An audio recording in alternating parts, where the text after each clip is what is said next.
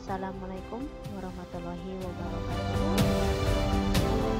Alhamdulillah hari ini ya, tentunya untuk belajar tema.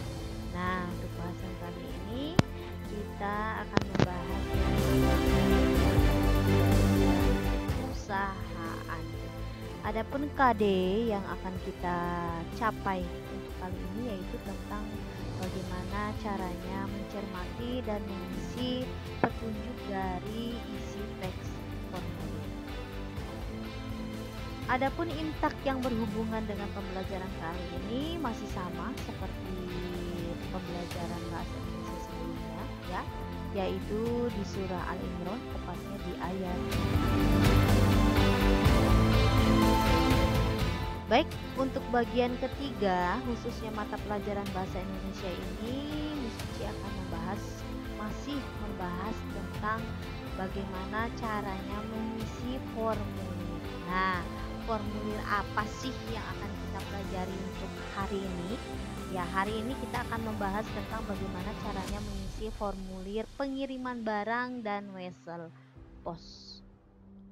Oke, kita mulai dari pengertiannya dulu. Apa sih itu formulir wesel pos ya? Jadi formulir wesel pos itu adalah formulir yang diisi untuk kirim-mengirim uang melalui pelayanan jasa pos ya. Jadi bukan hanya melalui bank saja. Nah, untuk pengiriman barang juga ini disediakan jasanya oleh kantor pos, yaitu berupa wesel pos. Jadi bagi orang-orang yang memang tidak memiliki misalnya tabungan di bank, tapi dia mau mengirimkan uang kepada keluarganya ya, atau kepada orang lain. Nah, mereka bisa menggunakan wesel pos tersebut.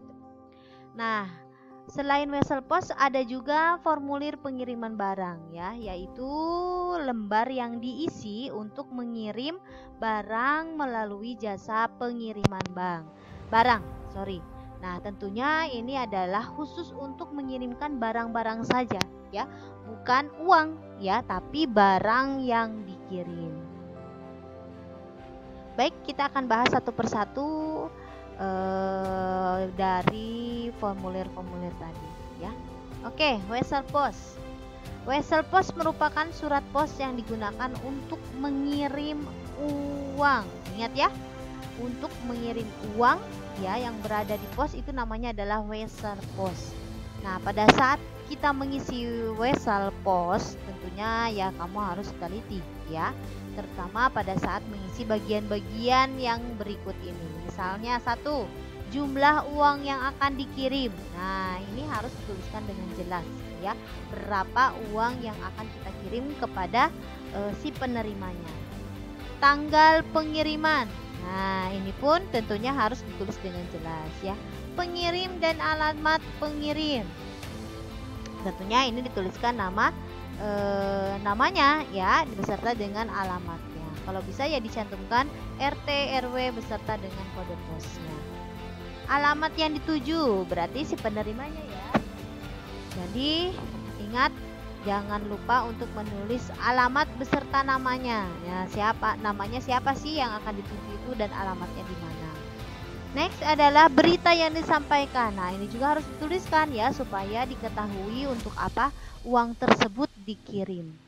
Dan yang terakhir adalah tentunya tanda tangan beserta dengan nama lengkap pengirim sebagai tanda bahwa uang ini sudah diserahkan kepada petugas posnya. Nah, kita lihat bagaimana sih bentuk dari wesel pos yang tadi kita bahas. Nah, ini adalah salah satu contoh bentuk dari wesel pos yang akan biasanya digunakan orang untuk mengirim uang lewat pos. Oke. Nah, bagaimana dengan formulir pengiriman barang? Ya, tentunya pada saat kita akan mengirim barang ya sebaiknya kita memperhatikan petunjuk dari pengisiannya ya. Karena dalam formulir itu biasanya ada bagian-bagian yang akan diisi oleh si petugasnya ya. Ya, tentunya kita harus perhatikan dengan baik mana yang harus diisi dengan kita, mana yang harus diisi oleh si petugasnya. Oke, membahas sedikit tentang pengiriman barang. Tentunya pengiriman barang ini Miss bisa apa saja sih? Ya tentunya bisa apa saja ya, berupa benda. Misalnya adalah ketika kita akan membeli sebuah cenderamata ya. Nah, tentunya tanpa harus mendatangi tersebut ya, kita bisa membelinya secara online ya. Nah, tentunya pembeli ini akan mengirimkan barang yang akan kita beli dengan jasa ekspedisi pengiriman barang. Nah, ketika mengirimkan barang ya, tentunya pengirim harus mengisi formulir pengiriman barang tersebut. Untuk apa? Yaitu untuk memudahkan pengisi formulir. Nah, biasanya terdapat panduan atau petunjuk pengisian dari formulir tersebut ya. Pembuatan panduan pengisian formulir ini bertujuan agar pengisi formulir dapat memberikan informasi ya sesuai dengan keperluan si pembuat formulir ini. Nah, hal-hal apa saja sih, bagian-bagian apa saja sih yang ada di formulir pengiriman barang ini? Oke. Bagian yang pertama ada data pengirim ya. Biasanya data pengirim ini terdiri dari nama ya, alamat serta nomor telepon pengirimnya. Ada juga data penerimanya. Oh, jelas ini ya. Karena barang itu akan kita kirim ke orang lain. Tentunya diperlukan data si penerima. Nah, untuk data penerima ini pun sama seperti data pengirim ya, yaitu terdiri dari nama, alamat serta nomor teleponnya.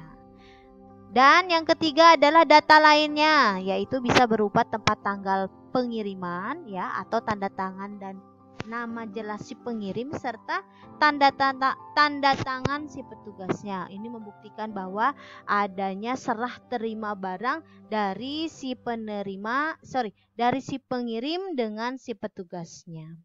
Nah, seperti apa sih bentuknya? Nah, biasanya bentuknya seperti ini ya, tapi bentuk dari formulir pengiriman barang itu berbeda-beda ya, tergantung dari jenis ekspedisinya. Jadi tidak hampir semuanya sama ya bentuknya seperti ini, tidak, tapi biasanya sih berbeda-beda tergantung dari ekspedisinya. Nah, yang Miss Uci kasih ini adalah contoh dari pengiriman barang di pos ya, di kantor pos. Oke, kita bisa lihat ya.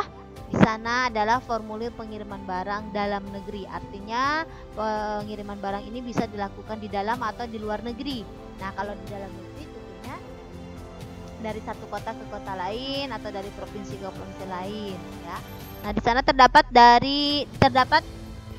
data penerima, data pengirim serta data-data lainnya. Sama sesuai dengan yang tadi sudah Miss Uci jelaskan ya. Oke. Nah, tentunya ada beberapa catatan pada saat kita mau mengisi formulir ya. Biasanya sih pengisi diminta untuk menggunakan materai ya. Materai itu bisa kita beli di pos ya, harganya sekitar ada 3.000 atau 6.000 ya. Materai ini